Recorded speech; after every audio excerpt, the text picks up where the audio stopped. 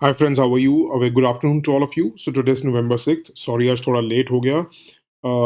चलिए देखते हैं आज क्या था। एक तो पेज 5 पे था खासी इनहेरिटेंस ऑफ प्रॉपर्टी बिल। क्या है कि ये एक बिल लेके आ रहे हैं। वहाँ पे आपको पता है मेघालय में 3 मेन ट्राइब्स हैं, खासी, जैंतिया, गारोस। और ये तीनों ही प्रैक्टिस करती है मैट्रिलिनियल सिस्टम। अब हमें इम्पोर्टेंट हो जाता है मैट्रिलिनियल सिस्टम। अब क्या है कि मैट्रिलिनियल सिस्टम में क्या होता है कि जितनी भी सिस्टम इनका चलता है ना, वो मदर के वंश के हिसाब से चलता है। जो माँ का नाम है, वो ही बच्चे अडॉप्ट करते हैं। मतलब जो बच्चे हैं, वो फादर्स का सरनेम नहीं लेते, वो मदर का सरनेम लेते हैं। इसमें जो हस्बैंड भी होते हैं, वो अपने वाइफ के घर जाते हैं। जैसे यहाँ तो वाइफ जाती है हस्बैंड के घर, इसमें हस्बैंड जाते हैं वाइफ के घर। और जो उसमें जो शेयर है प्रॉपर्टी का, जैसे अपने यहाँ तो लड़कों को मिलता है ज़्यादातर, वहाँ पे जो यंगेस्ट डॉटर होती है ना, ये बहुत इंपॉर्टेंट है, आपसे पूछ सकते हैं प्रीलिम्स में, खद्दू क्या होता है? आपसे कुछ भी घुमा-फिरा के पूछ लेंगे खद्दू क्या है? तो याद रखिएगा ये यंगेस्ट डॉटर होती है फैमिली की, इसको फुल शेयर मिलता है एंसेस्ट्रल प्रॉपर्टी का। अब उसी वजह से इन तीनों ट्राइब्स में से जो खासी ट्राइब है वो लेके आ रही है खासी इनहेरिटेंस ऑफ प्रॉपर्टी बिल। उसमें ये चाह रहे हैं कि इक्विटेबल डिस्ट्रीब्यूशन हो पैटर्नल पैरेंटल प्रॉपर्टी का आपस में भाई-बहनों में। ये नहीं कि एक को मिल जाए, आपस में इक्विटेबल डिस्ट्रीब्यूशन होना चाहिए। इसको लेके थोड़ी-सी कंट्रोवर्सीज़ भी चल रही हैं। तो याद रखिएगा जो खातदू होती है, जो यंगेस्ट डॉटर होती है, खातदू बहुत इंपॉर्टेंट पॉइंट है, ये याद रखिए। पूछ सकते हैं। ये कस्टोडियन बन जाती है लैंड की भी, और हर responsibility associated with the land. और अपने पेरेंट्स की टेक केयर करना, अनमैरिड और या डेस्टिट्यूट सिबलिंग्स की मदद करना, वो भी इसकी ज़िम्मेवारी होती है। कहते हैं कि अगर उन माँ-बाप के अगर सपोज़ कोई भी डॉटर ना हो, याद रखिएगा, अगर डॉटर ना हो, तो प्रॉपर्टी जाती है वाइफ़ की एल्डर सिस्टर को और उसकी बच्चियों को। ये इम्पोर्टेंट है, ठीक है? उसके बाद एडिटोरियल एक जो आपने देखा होगा, बिहार में कई लोग ज़हरीली शराब पी के मर गए हैं। इम्पोर्टेंट क्या रहता है, जो बिहार के लोग हैं, जो भी स्टूडेंट्स तैयारी कर रहे हैं आईएएस की, जो बिहार से रिलेटेड है ना, ये मेंस का इतना इम्पोर्टेंट हो ना हो, ये इंटरव्यू में पूछ सकते हैं आपसे कि आप हम बिहार में देखते हैं कितनी ट्रेजेडीज हो जाती हैं। तो आपको क्या लगता है कि लिकर बैन कितना यूजफुल है, कितना नहीं, कितना इफेक्टिव है? तो उसमें आप ये एग्जाम्पल्स दे सकते हैं। जैसे हमने देखा कि लास्ट फ्यू डेज में 25 लोगों की जान जा चुकी है, और भी बढ़ेंगी। तो वेस्ट चंपारण साइड देखें, बिहार के गोपालगंज डिस्ट्रिक्ट में देखा जाए, मुजफ्फरपुर साइड में देखा जाए, क्योंकि वो उन्होंने जहरीली शराब पी ली थी, स्पूरियस लिकर जिसको कहते हैं।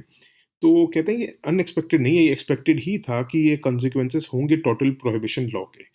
क्यों? वजह क्या होती है? क्योंकि क्या होता है जब दुकानें बंद हो जाती हैं, ठेके जो होते हैं जिसको वाइन शॉप्स कहा जाता है, जहाँ पे रेगुलेटेड ड्रिंक्स मतलब ब्रांडेड ड्रिंक्स मिलती है, तो वो तो बंद हो गई हैं अब वाइन शॉप्स बंद हो चुकी हैं, तो लोगों ने क्या है कि अपने घर में लिकर बनाना शुरू कर दिया है। इलिसिट लिकर्स बन चुके हैं, और वाया ब्लैक मार्केट बिकते हैं, अनरेगुलेटेड होते हैं वो, उनके ऊपर कोई क्वालिटी चेक नहीं होता, कुछ नहीं होता। तो ये नहीं पता होता कि वो उस वजह से कितनी ह्यूज ट्रेजेडीज़ हो जाएँगी। तो ये हम देखते आ रहे हैं कि बिहार में कितना टाइम से चल रहा है। थोड़ा-सा आपको पूरा डेटा देना होगा, आप कह सकते हैं कि 3.5 लाख लोग के करीब अरेस्ट हुए हैं लास्ट 5 ईयर्स में।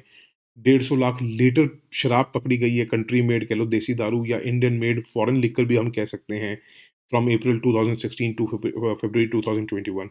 नो डाउट आप कहना कि देखिए वहाँ की रूरल लेडीज़ बहुत सपोर्ट कर रही हैं, स्टार्टिंग में बहुत सपोर्ट भी कर रही थी, क्योंकि क्या है लोगों का एक्सपेंडिचर जो है वो अच्छी चीज़ों में ज़्यादा होने लग गया था बजाय शराब के। बट क्या है धीरे-धीरे ओवर द टाइम फिर उन लोगों ने जुगाड़ ढूँढ लिए, अब अपना देसी शराब पीते हैं, बल्कि अनरेगुलेटेड शराब पीनी शुरू कर दी है, वो ज़्यादा उनके नुकसान कर रही है हेल्थ को भी। इससे अच्छा तो ये होता कि रेगुलेटेड शॉप्स हों, वो ज़्यादा इम्पोर्टेंट है, ताकि वहाँ पे ब्रांडेड चीज़ें आएँ, ताकि लोग बच सकें, जान ना जाए। उसमें तो आप कह सकते हैं कि अब थोड़ा-सा हमें हमें ये ऊपर से थोपने की बजाय हमें कम्युनिटी सपोर्ट ज़्यादा चाहिए इन चीज़ों को यूज़फुल बनाने के लिए, ना कि सिर्फ़ लॉ से काम चलेगा। उसके बाद आपने एक एडिटोरियल देखा होगा वर्ल्ड ट्रेड ऑर्गनाइज़ेशन का, तो देखिए डब्ल्यूटीओ का जो हमने ट्रिप्स वाला देखा था सीन, जो चल रहा है दवाइयों के ऊपर, वो हम ऑलरेडी उसके ऊपर प्रॉपर नोट्स बना चुके हैं। जिनको नहीं पता वो प्लीज़ कमेंट डाउन करिए। और अगर डब्ल्यूटीओ को देखना है, जब एक बारी समिट होने दीजिए, उसके बाद देखेंगे कि एग्ज़ैक्ट क्या बनाना है इसके ऊपर। दूसरा, आपने क्लाइमेट चेंज का जो अभी तक हमने 3-4 दिन में क्लाइमेट चेंज के बारे में पढ़ा है, उतना ही याद रखिएगा। क्या होता है कि जब आपको देखना होता है कि एडिटोरियल जो आ रहा है, वो किस एडिटर ने लिखा है या किसने लिखा है। अगर कोई अपने पर्सनल व्यूज़ दे रहा है, तो कई बार क्या होता है कि ज़रूरी नहीं है कि वो आपके एग्ज़ाम के लिए ठीक पॉइंट्स हों। तो आपको बहुत देख के सिलेक्ट करना होता है, you have to be very selective while choosing कि हम उसके नोट्स बनाएँ ना बनाएँ। मुझे नहीं लगा आज के बनाने में, बाकी आपकी इच्छा है, अगर आप बनाना चाहें तो बना सकते हैं। But I didn't find it useful कि हमारे इम्पोर्टेंट रहेगा, जो हमें बेसिक फैक्ट्स अभी दिख रहे हैं, वो ही हमने उठाए हैं, वो ही हमने लिखे हैं। और हम क्लाइमेट जस्टिस, क्लाइमेट के ऊपर बहुत चीज़ें के नोट्स बना चुके हैं, उससे ज़्यादा आपको बाहर जाने की फ़िलहाल मेरे हिसाब से ज़रूरत नहीं है। एक पेज 11 पे आपने इंटरनेशनल न्यूज़ देख रहे होंगे, तो कह रहे हैं कि देखिए हमें पहले भी हम आपको बता चुके हैं, इथियोपिया में कौन-कौन से रिबेल ग्रुप्स हैं। और वो क्या है कि काफ़ी 9 रिबेल ग्रुप्स इकट्ठे आ चुके हैं और टिग्रेस जो हैं, टिग्रायन फाइटर्स जो हैं, उन्होंने पूरा प्लान बना लिया कि अब हम इथियोपिया गवर्नमेंट को ओवरटेक कर लेंगे। सिविलियन मूवमेंट कह दो, मिलिटेंट्स मूवमेंट कह दो, ये चल रही है वहाँ पे इथियोपिया में। तो इम्पोर्टेंट आपके लिए प्रीलिम्स के लिए, एक तो इथियोपिया का मैप ज़रूर स्टडी करिएगा। दूसरा आपसे पूछ सकते हैं टिग्रायन कहाँ की है, ओरोमो कहाँ की है। तो याद रखिएगा ये दोनों मिलिटेंट ग्रुप्स कह सकते हैं आपको, या फायर फाइटर्स कह सकते हैं, या फाइटिंग एजेंट्स कह सकते हैं, कुछ भी कह सकते हैं इनको आप। There are many names given to them. तो ये इथियोपिया से रिलेटेड है, ठीक है? That's it for today. Thank you so much for listening and have a good day. Bye, take care, God bless you all.